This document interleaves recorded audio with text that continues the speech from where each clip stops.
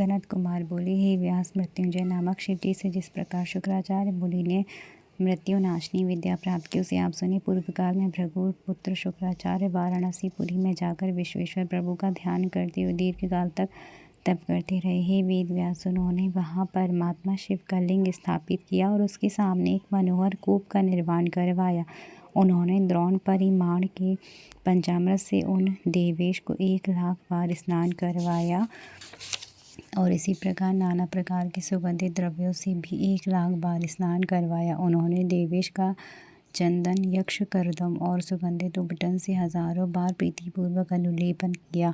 उन्होंने राज, चंपक, धतूरा, कनेर, कमल, मालती, कर्णिकार, कदम्ब, बकुल, उत्पल, मल्लिका, शतपत्री, सिंधुवार, किंशुक, बंदुक पुष्प, पुन्नाग, केसर नाम, मल्ली, नवबल्ली, चिबिलिक कुंद, मुचुकुंद, मंदार, बेलपत्र, दौड़, मरुवक, ब्रख, ग्रंथि पर्ण, दमनक, सुरम्य, अम्बपत्र, तुलसी, देवगंधारी,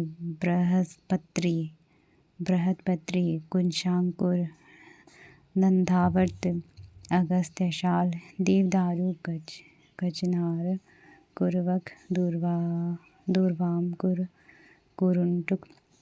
इन प्रत्येक पुष्पों से तथा उनके प्रकार के दूसरे मनोहर पल्लवों तथा पत्तों कमलों की सावधान चित्त हो प्रीतिपूर्वक शिवजी का पूजन किया। तदंतर उन्होंने गीत, नृत्य, उपहार, बहुत सी स्तुतियाँ, शिव सहस्त्र नाम, स्तोत्र और अन्य स्तुतियों से शिवजी को प्रसन्न किया। इस प्रकार शुक्राचार्य 5,000 वर्ष पर्यंत नाना प्रकार की अर्चन विधि से महेश्वर शिवजी की पूजा करते रहे।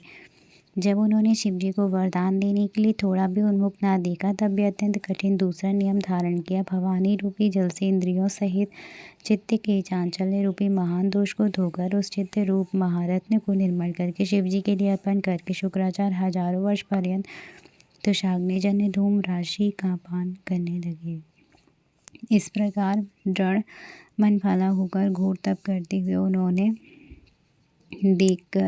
उनको देखकर शिवजी शुक्राचार्य पर अत्यंत प्रसन्न हुए। हजारों सूर्यों से भी अधिक तेज वाले दाक्षायणी पति विरूपाक्ष शिवजी उस लिंग में प्रकट होकर कहने लगे, महेश्वर बोले, हे तपोनिधि, हे महाभाग, हे महामुनु, हे भृगुपुत्र, मैं आपके इस तप से विशेष रूप से प्रसन्न हुई। भार्गव, आप अपना मनोभिलाषित समस्त वर मांगे, मैं प्रसन्न होकर आपको सभी कामनाएं पूर्ण करूंगा। आपके लिए कुछ भी अधेय नहीं है। सनत कुमार बोले, शिवजी के अत्यंत सुख देने वाले श्रेष्ठ वचन को सुनकर शुक्राचार्य हर्षित हो गए और आनंद समुद्र में निमग्न हो गए।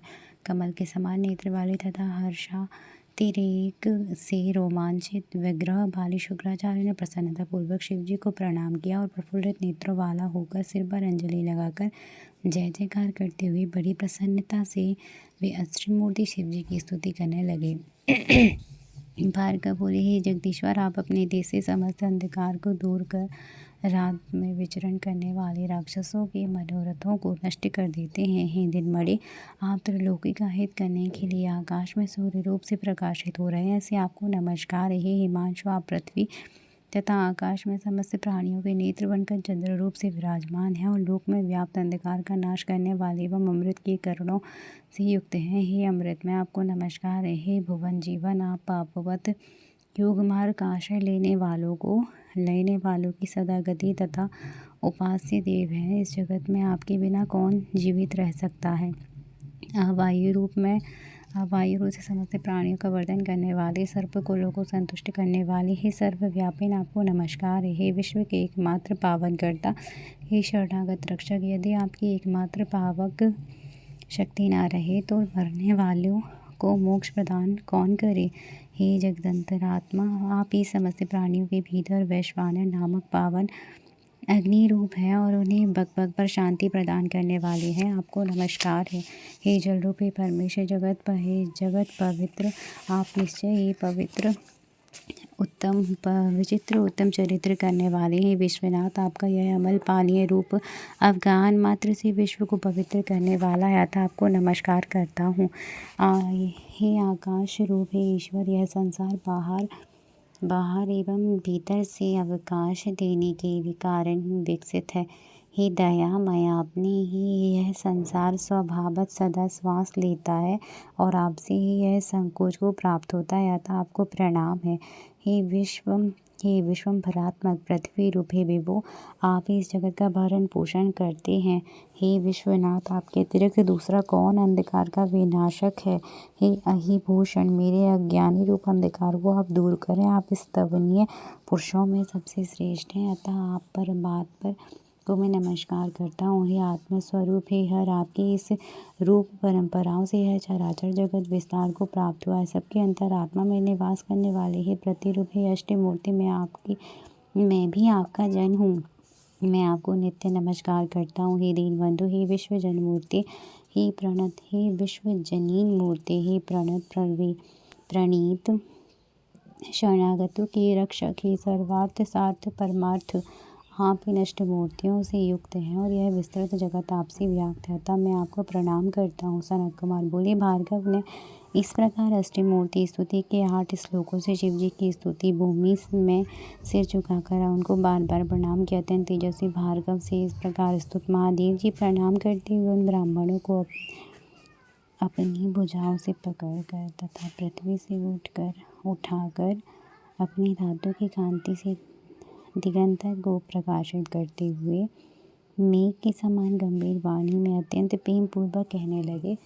महादेव जी बोले, हे विप्रवर, हे कवि, हे तात, आप मेरे पवित्र भक्त हैं। आपके द्वारा ही गई उग्र तपस्या, लिंग प्रतिष्ठा जन्य पुण्य, लिंग आराधन, अपने पवित्र निश्चल चित्त के समर्पण तथा अभिमुक्त जैसे महाक्षेत्रों में किए गए पवित्राचरण मैं आपको दयापूर्वक देखता हूँ। आपके लिए कुछ भी अधीर नहीं। आप इसी शरीर से मेरा उदय रूपी गुफा में प्रविष्ट पुनः लिंगेंद्रीय मार्ग से निकलकर पुत्र भाव को प्राप्त होंगे। अब मैं अपने पार्षदों के लिए भी दुर्लभ वर आपको प्रदान करता हूँ, जिसे मैंने ब्रह्मा विष्णु से भी गुप्त रखा था। मृत संजीवनी नामक जो मेरा निर्मल विद्या है, उसका निर्माण मैंने स्वयं अपने महान तपोबल से किया है। हे महासुचि, उन मंत्र रूपा विद्या को मैं आपको प्रदान करता हूँ। हे सुचित बोधिते, आप में उस विद्या की प्राप्ति की योग्यता है। आप जिस किसी को उद्देश्य करके विश्वेश्वर भगवान शिव की इस श्रेष्ठ विद्या का आवर्तन करेंगे, वह अवश्य ही जीवित हो जाएगा। यह सत्य है। आपका दैदीप्यमान तेज आकाश मंडल में सूर्य तथा अग्नि से बढ़कर होगा। आप प्रकाशमान होंगे और श्रेष्ठ ग्रह होंगे। जो स्त्री या पुरुष आपके सम्मुख यात्रा करेगा, आपकी दृष्टि पड़ने मात्र से उसका कार्य नष्ट हो जाएगा। और हे सुव्रत, मनुष्यों के समस्त विवाह आदि धर्मकार आपके उदय काल में ही फलप्रद होंगे। संपूर्ण नंदा तिथियां, प्रतिपदा, षष्ठी, एकादशी आपके संयोग से शुभ होंगी। आपके भक्त अत्यंत पराक्रमी तथा अधिक संतानों से युक्त होंगे। आपके द्वारा स्थापित किए गए इस लिंग के नाम शुक्रेश्वर होगा। जो मनुष्य इसकी अर्चना करेगा, उसकी कार्य सिद्धि होगी। वर्ष भर प्रतिदिन नक्त व्रत परायण जो लोग प्रति शुक्रवार को शुक्रकूप में नहाकर दर्पण कर इन शुक्रेश शिव जी की पूजा करेंगे, उसका फल सुनिए। उसका वीर कभी निष्फल नहीं जाएगा। वे पुत्रवान एवं अति वीरवान होंगे। वे सभी लोग पुरुषत्व एवं सौभाग्य से संपन्न विद्यायुक्त सुखी होंगे, इसमें संशय नहीं है। इस प्रकार वर देकर शिव जी उसी लिंग में लीन हो गए और शुक्राचार्य भी प्रसन्नचित्त होकर अपने स्थान को चले गए। व्यास जी, शुक्र ने जिस प्रकार अपने तपोबल से मृत्युंजय नाम की विद्या प्राप्त की, उसे मैंने कह दिया। अब आप और क्या सुनना चाहते हैं? जय जय श्री शिव महापुराणी 50वें अध्याय की जय हो। हर हर महादेव, हर हर महादेव, हर हर महादेव।